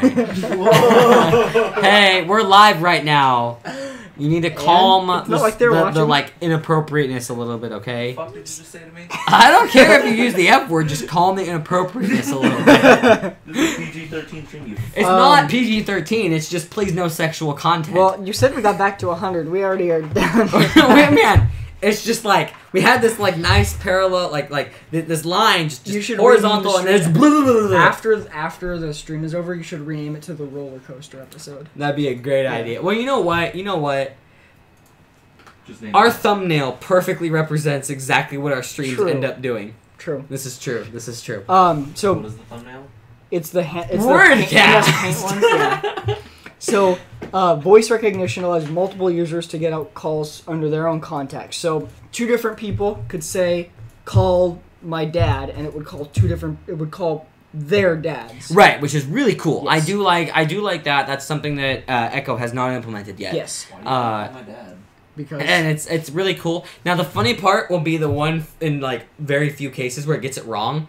So like you're with like you're with your spouse and they say call mom and they're like talking about how they're pregnant or something, but it ends up calling the other person's mom that they didn't want to know. yeah, Yeah, right. You got to rename your contacts with something different, like daddy instead of dad. No. But the other thing with that, though, is Google's voice recognition tech has gotten so much better. It is really on, good. It is really good. The home where it has better microphones. Yeah, yeah. So there's been a lot of improvement there. But when you're using this, it calls like an actual phone call, which is the big improvement over what... Echo can only call other Echo devices, correct. And I'm assuming anything else that uses ALEXA that is from a third party? Only Echo. In the future, not right. Correct, but they haven't confirmed. Right, correct. As of right now, it is a assuming, feature locked to Echo in specific, right. Now, the other thing I'll say is so, they both have their ups and downs, and the thing I really like about Echo is being able to... Sorry, I lost my train of thought because we have a question that I'll answer in a moment. But, no, the main thing between... the main thing Echo has going for it, I love to be able to order things super quickly with it from Amazon directly. And that is a big thing for me. Like, even though I don't use it a lot right now... It's also a big thing for Amazon. This is true. It's a big thing for Amazon. There are certain things about it that Amazon can provide as a service that Google can't do without partnering with Amazon, right? Or another company. But, I mean, what other company is as good as Amazon when it comes to wide distribution of products? Exactly. They could partner with a couple companies. Huh? They could partner with a couple companies. Maybe partner with, like, Walmart or something, right? Yeah. Yeah, but you get my point. Walmart's a pretty big online retailer This now. is true. This is true. They've adapted better than Kroger. Kroger! But... The other thing I wanted to mention about the phone call functionality is, as of right now, it will show an unavailable caller ID. They said that by the end of the year, they should have the functionality for you to actually have it show your phone number. Yeah, right. Which is awesome. Really cool. I like that. Once that functionality is out, I'm buying a Google Home. Yeah. See, I'm already invested in the Echo ecosystem, so I'm just going to buy more of them. So am I. Yeah, that's true. But personally, I find the advantages of Google Home to be worth switching. That's sensible. Yeah, I get you on that. So we got a couple of things to address in the... Go ahead. One last thing. Yeah. Also, right now, if anyone's interested in a Google Home and smart lights, Best Buy has had some ridiculous deals where for less than the cost of the Philips Hue starter kit, you can get the Philips Hue starter kit and a Google Home. That's pretty nice. Yeah. That is pretty nice. Okay, so Felipe says he has a Google Home. It's pretty sweet. Yeah, that's awesome. You need to tell me these things when you get these things. Okay, come on. Like him and I brag to each other all the time when we buy stuff. Ethan has to know every piece of tech that you buy. Every piece of tech that every friend of mine buys. And every friend of mine has to know every piece of tech I buy. I spent $500 on a chair that I'm going to fucking review for you guys. And everybody needs to know. And just like every time he buys something, he tells me, so you got to tell me these things too. What's wrong with you? Yeah. Everybody needs to tell me what they buy. He just told you. What are you talking about? Well, okay, you did just tell me. But I mean, I'm assuming you've had it for at least a week. That's way too long. Way too long without me being notified. What are you flipping off over there, Calvin? This is about how NCAA is considering getting into esports in college. Which is very bad. Talk a little louder. I'm talking loud. Which is very bad potentially. And I'm on the ESPN Esports website trying to read information on it. But it's a podcast. Guess who's not going to listen to it? That's unfortunate. Yo, dog. So an important question here from another friend of mine. Glad to see you here, Clayton. So Acer Predator Ultra Wide or LG Ultra Wide, which one? So first off, depends what you're doing. Knowing you, it's probably mostly gaming. Also depends on your budget. So the Acer Predator Ultra Wide is fairly expensive. It depends on which monitors you're comparing in specific. But the LG stuff tends to, A, be FreeSync, meaning it works great with AMD GPUs, not as much with NVIDIA GPUs. But B, tends to have better color reproduction, color accuracy, as well as potentially better contrast ratios and stuff like that, meaning it is a better looking panel if you're doing a lot of visual work. So if you're doing art-based stuff, video editing, stuff like that, they tend to be better in that case, especially they come better calibrated, meaning like the Acer stuff might be just as good when it comes to the quality of the monitor, but they have to be calibrated and you have to buy your own professional calibrating tools to do as good of a job as the LG. But if you're gaming primarily, the Acer Predator Ultra Wides are really, really, really awesome. They're also very expensive, but they're very great options. So definitely something that I would consider going to. So again, depends on what you're doing in specific, but they're both good. I have an LG Ultra Wide myself. I'll actually be replacing it with an Asus Ultra Wide, but it's going to be a Exynetek series, which is their high-end one designed for like editing and stuff like that. Most likely that's what I'm changing to, but still debating on that. Anyway, point is, yeah, so it depends on what you're doing. But if I had to personally vouch, I would say Predator myself. You'll probably be happier with it overall. Yes, and Clayton, hashtag DX Racer Life. I love this chair. It's one of their top-end models from their Iron series of office chairs. Extremely happy with it. Again, a full review will be coming with you guys, but I've had it less than a week now, so I got to keep testing it more, and we'll see how it holds up. So this one's a few more weeks out in comparison to some of the other projects that I've been filming that are coming up here soon. Mm-hmm. Anyway, definitely you guys will get a review of this. This is what happens every time. The last 30 minutes of the live stream, we get 10 people watching us. Why do you guys all come so late? You gotta come a little sooner so we can have people watching us that are interested in everything. Come on, guys. Also, it looks like, this is kind of new to me, but I wanted to add this in, and I know somebody here will be very interested. The Essential phone is shipping next week. Yes, good. You're welcome to come on camera, Calvin. Why? Show your excitement to everybody. I just jumped out of the chair. Almost fell out of his chair. It's shipping within 7 days. It's not pre-orderable yet on Best Buy or Sprint. But it is shipping. See, if it comes to T-Mobile Jump, I'm getting it. But I can't.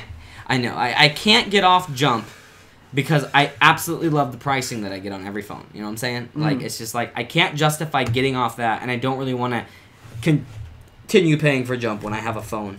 So hopefully the Pixel comes to Jump. We'll see. Excuse me. Woo. So I have a question here from Hops Tech.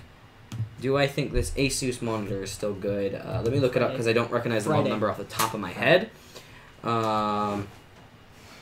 Okay, that depends on a lot of things. So he's asking, is the Asus VG248QE still a good gaming monitor? Still, valid, so to speak, for today. So, yeah, let me check to make sure it's still available on Amazon because it's a little bit of an older one. I would say yes. You're not getting G-Sync or FreeSync, which is fairly unfortunate. Those are a really big deal there, but also those limit you to what GPUs you can buy. Realistically, G-Sync, you can't use an AMD GPU unless you have multiple display drivers in it. Whereas FreeSync, you could use a NVIDIA GPU, but you're not going to get any of the benefits, so it's not really sensible. I think it's still a good option because for $236.70 at time of looking it up right now on Amazon, it's definitely a really good price there. You're still looking at a TN panel, as far as I understand, if I remember off the top of my head, when this one first came out. Let me double check to make sure I'm right, and it's not like a VA panel, because those can do really good. Yes, okay, so it is a TN panel. So, you're not going to get the best color reproduction and stuff, but if you're primarily just gaming, you don't care too much about, overall color reproduction and stuff like that. Like you said, you were using it for gaming. I'd say it's definitely something to go with. Really, when it comes to, the quality of visuals, the majority of gamers don't care too much about that in my eyes. It does depend on what kind of games you're playing. If you're playing more story-based, like Witcher, Skyrim, etc., where you're really getting high graphical fidelity, I'd say go with an ultra-wide at, 1440p, but you're not going to get that for this price, of course. You're not even going to get a 1080p ultra-wide for this price. So yes, I'd say it's still a good option if you really want 144 hertz, which believe me, it's worth it. If you really want 144 hertz, you play fast-paced games, i.e. FPS and MOBA is basically the only ones that it matters that much for. It's still nice to have the extra fluidity when you're doing story-based games and stuff, but definitely for more competitive type games, definitely a good option. Again, just keep in mind it takes quite a bit of GPU power to drive those frame rates depending on the game, and you don't have any kind of adaptive syncing, adaptive refresh rate technology built into it. But, it's not bad. Also, if you're acceptable to 24-inch, which actually I think is the biggest you should go if you're doing 1080p, 24-inch is probably the biggest you should go in my eyes. I don't like going to 27s and stuff in 1080p. They look too pixelated in my eyes. So, yeah.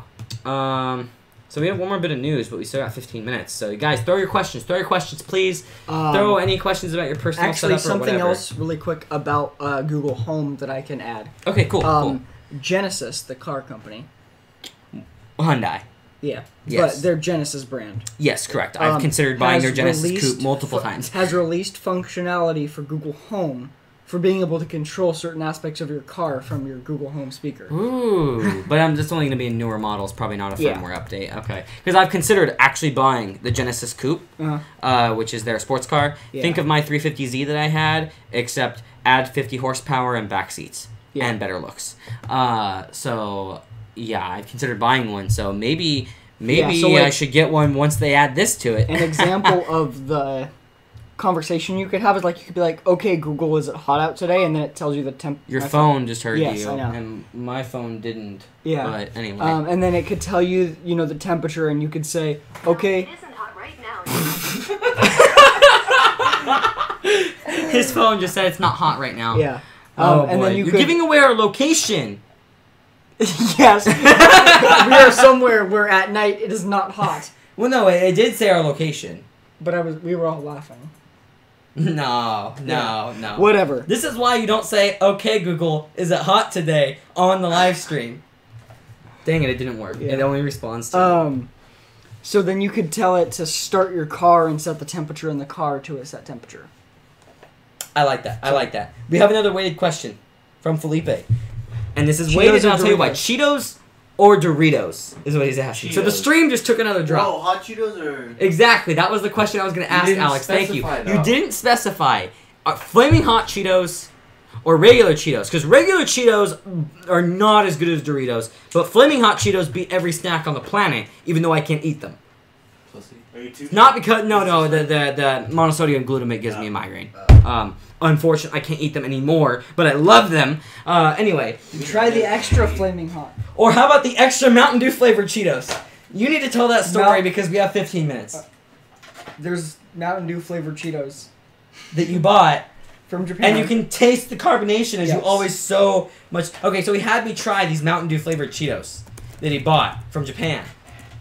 They fizz in your mouth, like you feel like it's a carbonated But it's not drink, like Pop Rock. But it's not fizz. like... Yeah, exactly. It's not like like you bite into it and it's crunchy and you can chew it, but you have this carbonation feeling. It's so weird. It's so weird. Okay, so anyway, Felipe says hot till he fucking dies. Wow. But yeah, okay, then it's definitely Flamin' Hot Cheetos. There's no argument there. If it was just regular Cheetos and Doritos, it's a little bit more of a competition. Well, it depends how much you like cheese. Define regular Doritos. Well, I just mean any Doritos versus Cheetos. You have more of a variety versus Cheetos are just cheese, right? But then you add the Flaming Hot and like the Flaming Hot Lime and the Flaming Hot like jalapeno. It's just like no argument anymore. So Yeah, but how about Lay's? yeah, what about Lay's, guys? Is Lay's better than both of those? Because Lay's has an obscenely larger variety, and the biscuits and gravy is The disturbingly biscuits good. and gravy Lay's chips are really good. Those are really I'm good. not sure if I can say they would be Soy better than sauce hot Cheetos.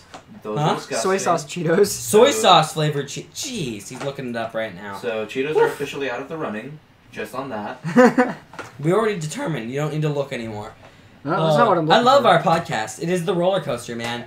We talked about Google Home, and then we talked about Mountain Dew flavored Cheetos I mean, it's the within end. the same 30 seconds. I mean, it's just the end. We can just chill at this point. Yeah, I mean, Yeah, I mean, we don't have a ton. We have one more topic to talk about, guys, but it's not a big one. It's just super, super cool.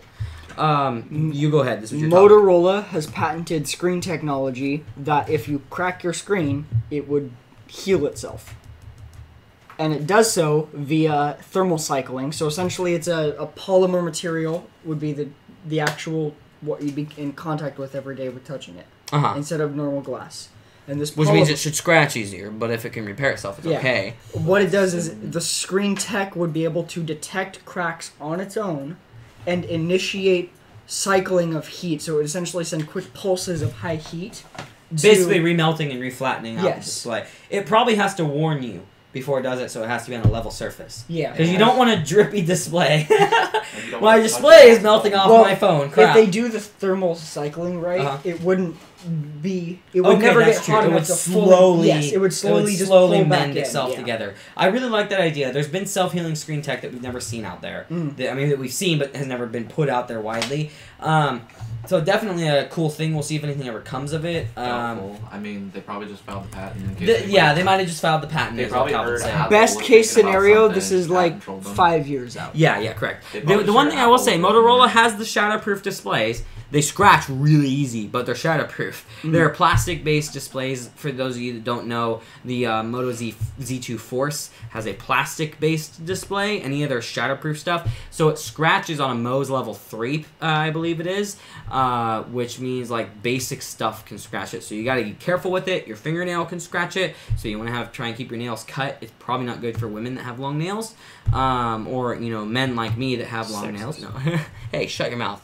No. So anyway. Also, apparently you can't buy Mountain Dew Cheetos anymore. Aww. Well, at least we got to try them. We can always say that. You can buy barbecue flavored Cheetos. We can always say that we tried Mountain Dew Cheetos. But anyway, yeah, so the shatterproof displays, the reason they don't break is because they're plastic. They're more flexible, so they flex when they hit instead. Also, Hopstech says Lay's is better because they just outnumber everything else by so much. This is true when it comes to flavor variety and where you can buy them at. But I still feel like Flamin' Hot Cheetos maybe comes out on top. I don't know. It's very hard. It's very hard. And then Hopstech also asks, if it repairs itself, wouldn't the quality decrease over time? It depends on how many times it heals. Correct, yeah. So, And I mean, if you only crack your screen once a week instead of once a day... Yeah. The other big thing, though, could be, though... I said though twice. The other big thing could be the big thing, though. Yes. No. If depending on how the impact hits, a chunk comes out, then that means the screen is going to have to get thinner to heal. Right. That would be tough. Yeah, like the odds that they even actually have this technology is highly doubtful. I don't doubt that they have the tech working. They probably just straight up patent controlled it. I don't doubt that they could have easily. They could make it work, but I think just widely distribution is just like probably near impossible. Yeah. Yeah, it's just like why? Yeah. I mean, although Motorola is very good about replacing the screens on the Moto Z2 Force, and that might be costing them money. And on any of their shatterproof displays, they'll you get a 4-year warranty, and I believe that includes screen replacement if it gets like super scratched, because they scratch really easy. I don't know if the screen replacement lasts for the whole 4 years. But there's so many easy ways that's for them not to what get it is. I'm sorry. They don't replace the screen for free if it's scratched. It's very inexpensive, but they're probably losing some money every time they do that. So they have a reason to dump some money into figuring out tech like this so they don't have to keep replacing screens. I don't know what the fee is directly, but it's not very expensive to get your shatterproof display fixed if it gets super scratched. So, once every 6 months, just, hey, Motorola, put a new screen on for me. I mean, there's no doubt that there's money in it. I mean, also, the screen tech apparently doesn't need a lot, so it wouldn't be melting. Oh, okay. It's using something called shape memory polymer, which is essentially a type of material that can deform itself very easily.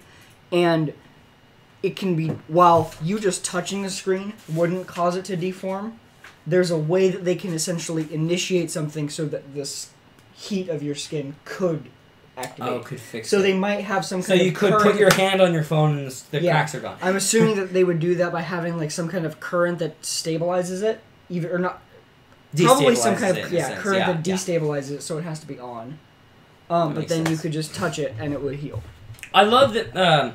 Also, a Hopsec saying theoretically the screen would just thin out until it's non-existent. Correct, but hopefully you don't break your screen that much. Yeah, if you're breaking your screen enough with chunks coming out, you bought the wrong. Yeah, oops. Then you probably shouldn't own a cell phone. Why don't you have an OtterBox, sir? But yeah, and then also maybe a quick swap option would be a quick fix. Yeah, like I said, they already do pretty cheap swapping for it. It'd be nice if you could remove the actual glass with like a special tool, kind of like the little pin tools for the SIM cards that come with. Thank you. That come with the display or come with the phone. So you could have like something you notch under the display and it detaches it. Just the glass cover, not the display itself, and you can buy a new one and click it down and you're good to go. That I think would be a really good solution. But no matter what, I just really appreciate Motorola taking the effort to how do we make more durable phones, because that's what everybody hates is I buy this beautiful phone but it breaks so easy so I have to get a case.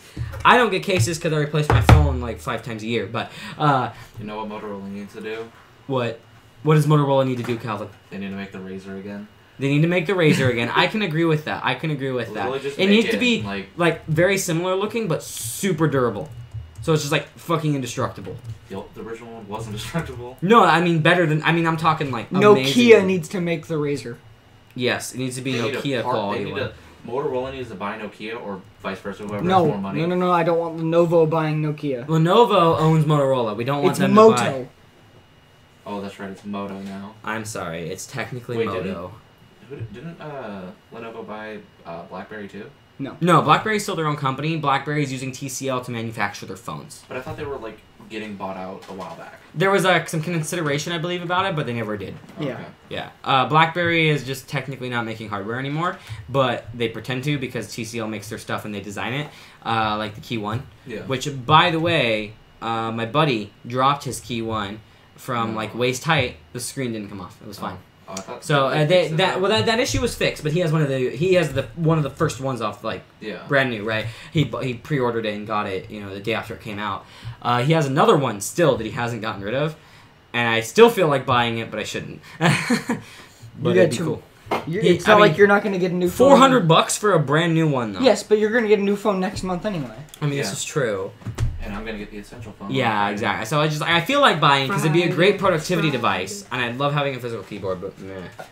Did you say that about the whatever the other the Messenger was too? The Priv was awesome, and I loved everything about that phone. Other than the chipset was crappy. It was the Snapdragon 801, which was garbage. Just get this. And any phone, it was garbage. No, I'm sorry, I'm not getting the. It's the same thing.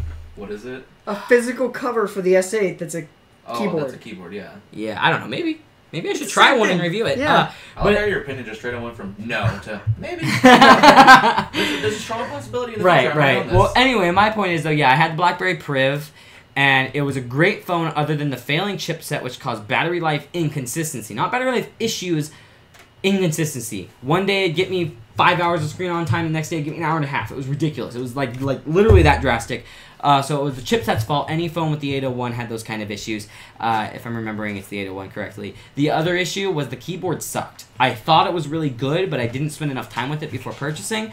It was very mushy. The keys were too pushed together, and the space bar in particular was really hard to tell if you actually clicked it. So half the time I wouldn't put a space in things, and I had to go back and fix it because the space bar, and maybe that was just my model, but it was super mushy. Which is quite odd considering how freaking large that phone was. That phone was big, and it's really unfortunate because if the spacebar had been, in fact, if the whole keyboard had just been more clicky, so it didn't feel like you were pushing like a freaking rubber dome keyboard, which is literally what it was, then I would have stuck with it for a lot longer. Yeah. So that was the thing is, the one reason I bought it wasn't good, and that made me sad because it was the one reason that I bought it.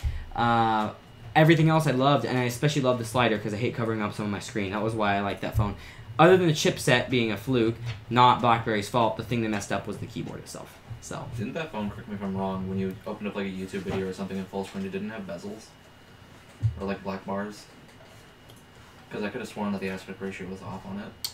I can't remember off the top of my head. All of the new phones don't have 16 by 9 yeah, the aspect ratios are all changing, but back then... At least the bezels are actually small enough so that way it doesn't, like, you have actual bezel and then black bars.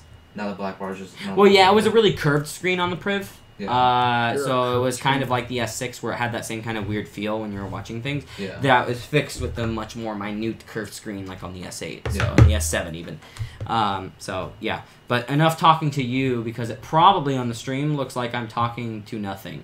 Because I'm looking over at you, and they can't hear you, so I'm just talking, and I'm having a conversation. I mean, they might be able to hear you. It depends on how his mic is. Yeah. Because, I mean, it picked you guys up pretty well, and then when we were messing with it the last time we were here, it was picking us up over here pretty fine. That's true. I'm probably just a little bit quiet and echoey, but yeah, I'm talking loud, or relatively loud to me at least. Right. Well, nope, not loud much enough for the stream there. That's. I think we're about done here. Yeah. That was a really good one though. Thank you everybody that joined. We got some pretty excellent questions. Felipe says he can hear you. Good. I was worried that I looked like a psychopath there, and even though I am, no. High functioning.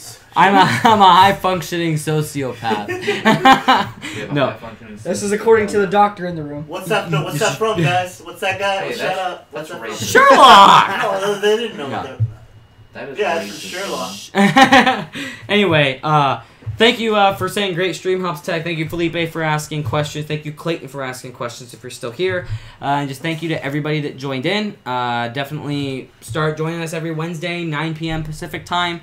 If him and I ever have time in the future, yeah, YouTube or Twitch. YouTube is just youtube.com/wordtechreview/live. Twitch is just twitch.tv/wordtech. either one. We monitor the comments the whole time on both of them. So definitely welcome to join there. The YouTube one is the one we're probably the most active on because that's where our channel is, but we do stream to both. But again, thank you to everybody that joined in. And I was thinking if we ever start to get a much bigger viewer base, we could start doing a 3-hour podcast if we have to, and just have a hour section of just answering people's questions. And we can get a I'd square like that. table and a third chair. We could get a bigger table and a third chair. It'd be a longer table. Yes. What? Wider. Why don't we just... I feel like if we're at that point, we could just get a square table, get 2 cameras. That'd be better. And That'd then be just better, have it yes. so we Anyway, can so have that's some- hey guys, keep just need a sharing this, 360 and we'll have a degree 3-hour Oh my podcast just God, for VR. troubleshooting questions or whatever it may be. Oh. But WordCast. anyway, I can watch thank you you everybody do for this. watching WordCast number 30. This is a big deal because it's number 30, so thank you. This is awesome. Yep. We'll see you guys next week with more tech news. There should be some more stuff out, especially with the Intel announcement on Monday. Ask if anyone would like to hear about esports or something. Do you guys like hearing about the esports news? We've talked about it in 2 podcasts so far, or 3, I think. If you guys like hearing more about it, Calvin would he monitors esports and stuff like that really closely. He'd love to join in periodically to talk about esports. Calvin is esports. Calvin is an esport. It's called Calvin Halbersma. Calvin. Whoa! Duh. Let's not include the last name here. Hey, well, they didn't know it was your last name until now. My last name's Word. What? Oh, it's great, it's great. It's fine. I guarantee they can't spell it. This is true. This is true. To be fair, all you have to do is sound it out. It's Okay, not that come on, difficult. come on. Now you're giving away more. So you H-U-L- obviously Now don't they're care. just gonna go to the timestamp of the YouTube video. They're gonna find my Facebook. They're gonna follow me on SMU. Twitter now. They're not gonna follow you anywhere because there's Who probably are a million you? of you out there. Who are What? you? For me. Oh, See, I'm fine. man. If they look up my first and last name, they'll find other people. Yes, This you is should true. look at my first and last name to find a picture of Ethan's mom. Oh, Do you remember that? That was the funniest thing. Oh man. Okay. Well, anyway, everybody, thank you for joining in on the stream. We had a really good time there. We'll see you guys next week for number 31. And like I said, back-end stuff's almost done. Got some projects I've been working on, so be prepared for videos to start coming like crazy soon. And Mirko's been doing some videos on Friday. He had one last week. You should totally check that out. He built a PC for super cheap, which was awesome. And then I think he's having one coming out this Friday, although I'm not 100% sure on that. But thanks to him for helping out doing videos on Friday, since I haven't been doing videos because I've been doing so much other stuff. Anyway, everybody, have a great...